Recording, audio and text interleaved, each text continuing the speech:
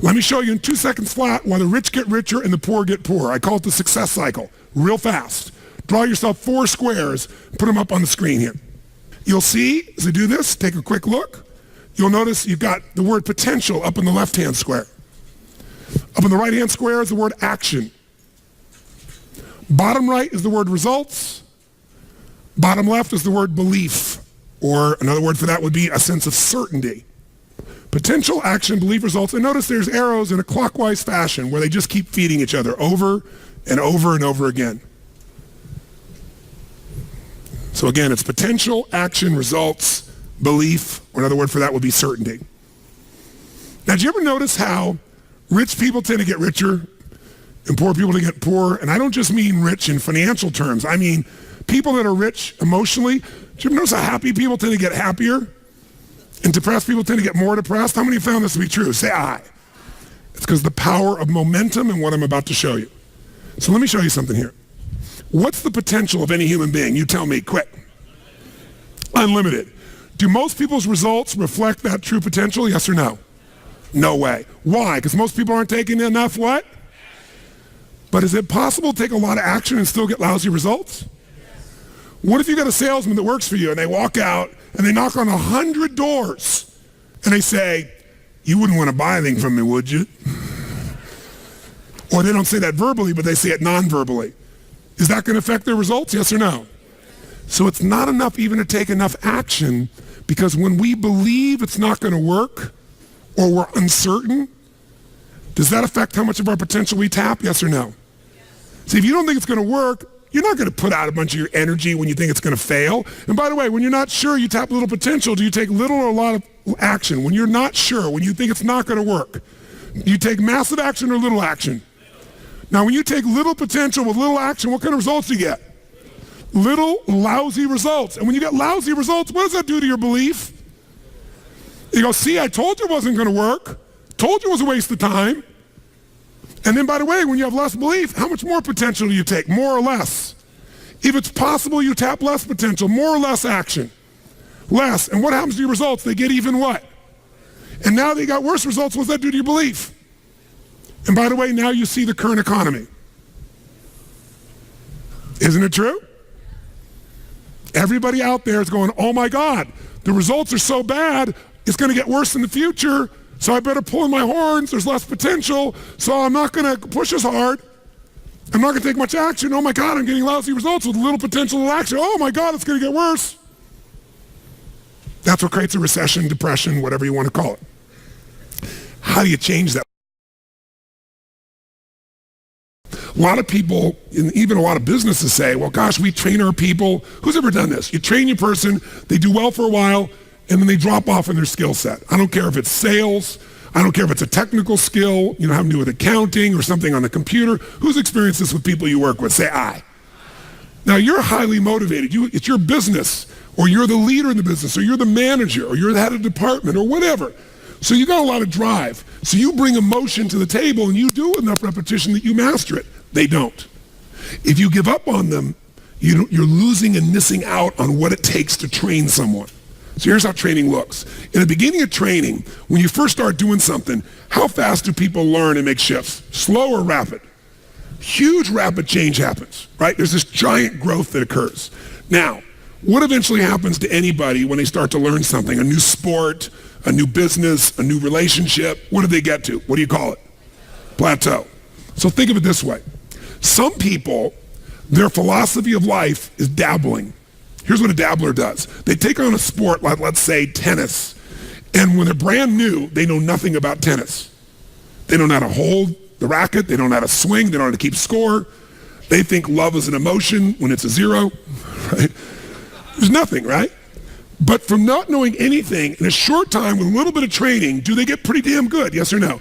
If this is 100% mastery and this is zero, they might go to 20 or 30% growth like that within a few days, a few weeks. How many follow what I'm saying here? Say aye. Now what's interesting is, will they top out, yes or no? There'll be a point in which they plateau. What's a plateau? It's when you're doing the same amount of effort, but you're not getting the same level of reward. You're not making the same progress. So in the beginning, how hard is it to make progress when you're a brand new company? I mean, Creating a product is progress. Selling your first customers is progress. Getting your first account is progress. Pretty easy, right? When you're in a new relationship, just learning about each other and connecting and being intimate, there's progress, right? In playing tennis, taking up a sport, there's so much progress. But in every human being's experience, there's a point where you're working just as hard, but not making so much progress, and people don't like that. That's why I told you this. And what some people do at that point, if they're a dabbler, they decide to quit.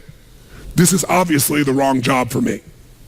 This is obviously the wrong sport. This is obviously the wrong partner. I shouldn't be in a relationship with this person. The minute they get to a point where they're not being fed, their ego is not being fed, they're not growing, they quit. And so if this was, for example, a dabbler who was in a position of tennis, they might quit tennis and now they say, you know what, I'm not a tennis player, I'm gonna do racquetball. And they get so excited about racquetball because like, oh, this is cool, look at this, because within a few days, what happens for everybody? They start from zero and what happens? Lots of what? Tell me, lots of progress, which feels really good, really fast. They didn't know how to racket. They didn't know how to turn. There were walls all around them and a ceiling. In a few days, bam, they're smashing off the back wall and the side wall. They're doing things Z's. And I mean, it's really cool. Plus, they get a new outfit and stuff, so they look cool.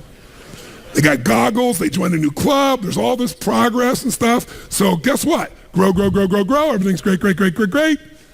But eventually, who knows what happens? Eventually, they hit a plateau.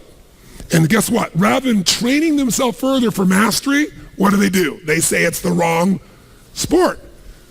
I shouldn't do this. I shouldn't be a racquetball player. And if I was going to show you as an example, let me grab this real quick. If they've gone out and they've made all this progress, they're real happy. They go, go, go. They're growing, growing, growing. Boink, they hit this plateau. Wrong sport. Not a tennis player. Go up like this, boink, racquetball, all of a sudden, working hard, not getting the result, wrong thing, wrong relationship, wrong job, wrong mission. So then they go out and play golf and they go, boom. They don't even get the progress.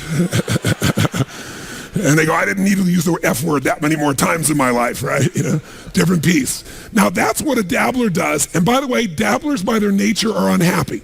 Think about this.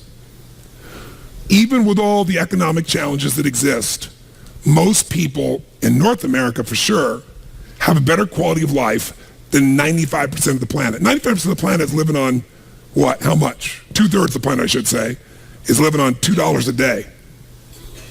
Your worst nightmare is somebody else's greatest dream. Most of the planet's greatest dream.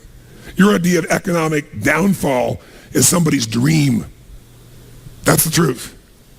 And so what happens, though, is, would you agree we have more choices, more freedoms, more opportunities today than any time in human history, yes or no? Yes. Are most people's happy? Is their happiness tied to the quality of life they really have? Because we're a world now that's shallow. Most people are dabblers. They try something for a while, it doesn't work out, they do something else. Now, you wouldn't be in this room for 5 days if you were a dabbler, but how many of you got to deal with some of these dabblers out there? Say aye. Dabblers are the people you want to make sure you keep off your team or get off quickly because they're going to quit anyway. And the time, energy, and effort it takes to train a dabbler is the same energy you could have a platinum player. And we're going to show you some ways to do that later on. But let me show you another path for a second before we show you the rest of the training effect. Let's take the path of what I call a stressor. Here's the stressor's philosophy. I find the way. Who can relate to this? Say I. I'm going to find a way, I'm going to achieve it. So they take up a sport like tennis, and it goes like this, and they're doing really, really well, and it's going really good, but eventually, boink, they hit a plateau. Here's the difference. Does the stressor quit? Ever quit? Yes or no? Absolutely not. What does the stressor do when it doesn't work out? What do? Do they settle for it? What if they actually get a little worse for a short time? What happens? They really get stressed when they go, screw this, I'm going to find a way, I'm going to break through, I'm going to learn a book, I'm going to find someone, I'm going to get a coach, I'm going to make this thing happen, I'm going to find a way, I'm going to find whatever it takes to make this thing happen. Poosh! And they break through, ladies and gentlemen. Come on, they break through, ladies and gentlemen. Who knows what I'm talking about here? Say I. And by the way, they break through and all of a sudden they start making progress and they're so happy, and all of a sudden, guess what happens? Boink. And they go, damn. How could that happen? I've been working my tail off. I just had this breakthrough. I just worked through this thing. I just fought through it. But by the way, do they hit another plateau? Yes or no? So what happens here? Do they give up? Do they quit? Do they go, it's the wrong sport? What does the stressor do? They stress out. Shit, I'm going to find a way. I'm going to make this thing happen. I got to make this thing. Come on, figure something out. Let's find this thing. I'm going to work harder. I'm going to make more calls. I'm going to make this thing happen. And all of a sudden, eventually, what happens? Poof! Ladies and gentlemen, the breakthrough again. Come on now.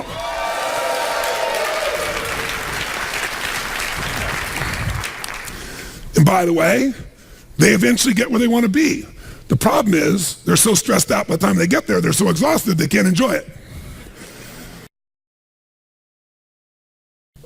Every person in this room who described failure described it for the following reasons. And I gave all the reasons. Time, money, network we don't have, people we don't have, not the right management, not the right people, right? We don't have the resource. And they went through this whole thing. I said, what all these things, not of Supreme Court justices, what they all have in common is you're all saying we didn't have the resources to succeed.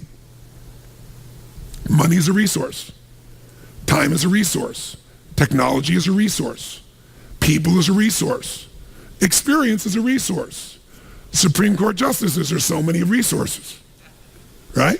And they all agreed. I said, here's the only problem. I said, in my experience, and you correct me if you're wrong, and I want an honest answer. When we get out of ourselves and we look at human beings and their ability to succeed or fail, how many people you've ever met who did not have the resources and they beat somebody who had all the resources? I said, resources, when you look at the most powerful and effective people in history, were never the problem. They didn't have the resources, but they got them. How do people get resources when they don't have them? The answer is they're resourceful. The ultimate resource is resourcefulness. That's what makes someone successful. And here's what's great about resourcefulness. Who has it within them? Who? Who? Every human being, but the question is whether you access it or not. Now, strategic innovation is different than just constant, never-ending improvement. Constant, never-ending improvement is a very, very important principle. If you're not constantly improving, you're definitely going to be passed up by your competition. But if you're thinking about strategic innovation, what it really means to me is rewriting the rules for competition within an industry, within an area. When you change how people compete, when you change the rules, you take over that industry. You shift completely the game. So in my industry, the vast majority of people spoke and still do for 1 to 3 hours, which many of you yesterday wish I was one of those people. But that's usually it, because what it was is about inspiration, right? It's inspire people. And what happened for me is 90% of them are an hour or 90 minutes. And I was like, it's wonderful. That's a useful tool. But, inspiration is like motivation. Motivation's nice, and it's like a bath. It doesn't last, but you still take a bath every day. But my view was, how do I get people into immersion? How do I put people in an experience where their life really changes? And so I changed the game, and people never even considered saying, we're going to do 3 or 4 days and nights where you're going to go 50 hours. No one will sit there. They won't sit for a 3-hour movie that someone spent $200 million on. But I changed the game. I changed the rules, because once people got the result, even if in the beginning it was tough on them, by the end, the level of transformation was so huge, it changed the rules, it changed the game, it changed the size, it gave me a brand, it let me dominate an industry. Because when people walk up to me throughout my life, the number one phrase, you can see me anywhere in the world, a dozen times a day, not in a seminar, just walking around, is, oh my God, Tony Robbins, you changed my life. It's like, I always say, you changed, but thanks for the credit, I'm glad I helped. But they'll say that like clockwork, every single time. That's different than I like your product. That's different than I enjoyed your seminar. You changed my life. That changes the rules for competition. That created a different way of competing. Now, I didn't do it to compete. I did it because my passion was I love people, and I don't want them just to be inspired for the moment. I want to make sure they really have the tools, the skills, the ability, the shift that creates a lasting change in their life. And I wouldn't settle for anything less. So you don't have to do it to compete. You strategically innovate because you're obsessed with meeting the needs of your clients. Is it the single most important skill in life? We hate the word selling, so I'll give you a word that it really is, that doesn't have the negative connotation. It's the word that all leaders have. What would that word be? Influence. What changes companies is leaders. The only way to change a company is leadership. If I want to change a company that I own and I want to make a shift in that company, the number one thing I'm going to do is shifting leadership. That might be taking leaders to a different level. That might bring new leaders in. That might be new leaders of new voices with new perspectives, with new skill sets, new directions. But we need to take things to another level. Leaders solve problems and leaders maximize resources. If you're going to solve problems, you can't do it yourself or it would have already been solved. You have to get others to help you to do it. That requires influence. True? If you're going to get people to maximize resources, that requires influence. If you're going to get people to partner with you, provide you resources, capital, suppliers, anything, that requires influence. If you're going to have an impact on your kids or your community or the world, that requires influence. There is no more important skill of leadership than influence. And yet most of us think of it like selling, and as a result, we don't master influence. So I'm not here today to try and get you to become a master of influence in 45 minutes or so am I chatting with you here because we have so many of the speakers. This is the area of life I am most focused on. Because I know that if you can't influence, you can't lead. But if you can influence powerfully, intelligently, with integrity, there's no limit to whatever you can envision and what you can make real. And if your influence becomes not just you as the influence, but you're able to influence systems, people, company, culture. If you can turn other people into influencers, now whatever you vision about can be made into a reality. And so as a skill of influence, we got to ask ourselves, how many agree leaders are what change companies? Raise your hand if you agree with that. Say aye. And leaders' number one skill is influence. If you agree, say aye. And then the question becomes, how do you influence? If I can be part of what helps you, but you do the major work or you make the final thing, you're going to own it more. So what I would do with people is I'd say, simple, here's your problem. I want you to write down what the problem is and describe it in 2 sentences max. This is your memo. 2 sentences, crystal clear that anybody will understand it. If you have to write more than 2 sentences, you have to tell them a paragraph, the question doesn't work. It has to be maximum of 2 sentences, ideally 1, so crystal clear anybody can understand it. That's number 1. So you write that down. You write down, define the problem with precision. Describe the problem or the request. And sometimes it's not a problem, sometimes it's a request. Can we turn the air conditioning up? Can we turn it down? Can we have lunch at whatever time? Can we do this? Can we do that? Whatever the request may be. So you write it down. Then the second thing I have them do is describe 3 solutions to their request or problems. 3, and I use keywords, 3 cost-effective, intelligent, viable solutions. Might be viable, time viable, resource viable, whatever the case may be, viability. So what are 3 intelligent, practical, viable solutions that you believe we can implement, that you believe we can implement to solve this or to meet this need? By the way, why do I have them come up with 3? Someone tell me why. 1 choice is no choice. 2 choices is a dilemma. Until you have 3 choices, you're not at choice. That's my rule in life. You may not like all the choices. Whenever you think you have 1 choice is no choice. If you got 2, you're in a dilemma. There's always at least 3 choices. Plus, I'm making that person become a problem solver. If I solve the problem, they'll just have a new problem for me to solve. But if I can teach them to be a problem solver, the game changes. How many follow? Now, sometimes this is less efficient, but with a mass audience, it was very efficient. And then they turn that in, and then I then have a choice. I can now respond back by saying, circle, I accept your request, or I think solve the problem, we'll do it with your number 1. Or I could modify it, I'm willing to do that, but I think we need to do this and this is the way to do it. Or I could reject it and tell them why.